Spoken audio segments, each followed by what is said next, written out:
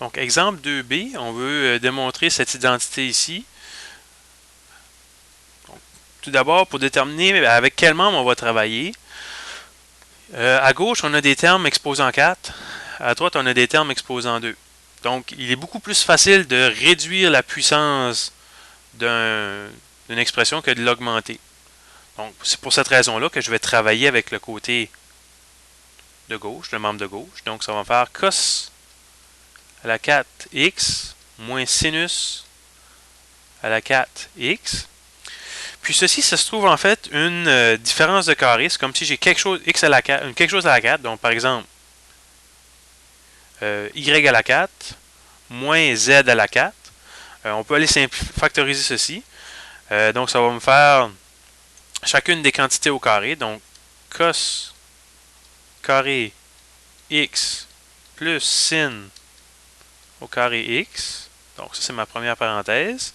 Et puisque c'est une différence de carré, ça va donner aussi cos carré x moins sinus au carré x. Donc là, je suis parti de quelque chose au degré 4 avec deux parenthèses qui sont degré 2. Ce qu'on remarque ici tout d'abord, c'est que ici on retrouve une des identités de Pythagore, cos carré x plus sin carré x. On sait que c'est égal à 1. C'est parfait puisque on pourra réduire de cette façon-là la puissance de notre expression en remplaçant simplement ceci par une quantité neutre qui est 1 fois cos carré x moins sinus au carré x. Maintenant, 1 fois ceci, il va juste simplement me rester cos au carré x moins sinus au carré x. Donc, c'est important d'indiquer nos variables à chaque étape. Maintenant, on va aller voir ce que j'appelle la ligne d'arrivée. Dans la ligne d'arrivée, j'ai 1 moins 2 sin carré x. Si je regarde ce que j'ai présentement, j'ai un intrus. J'ai le cos carré x. J'aimerais bien pouvoir transformer mon cos carré x en sinus au carré x.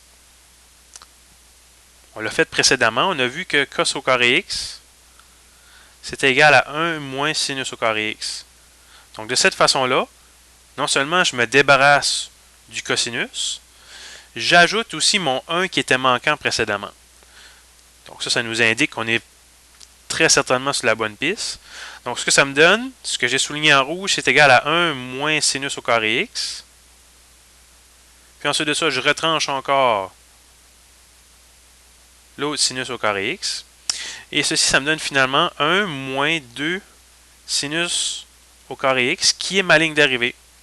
Donc, j'ai démontré l'identité.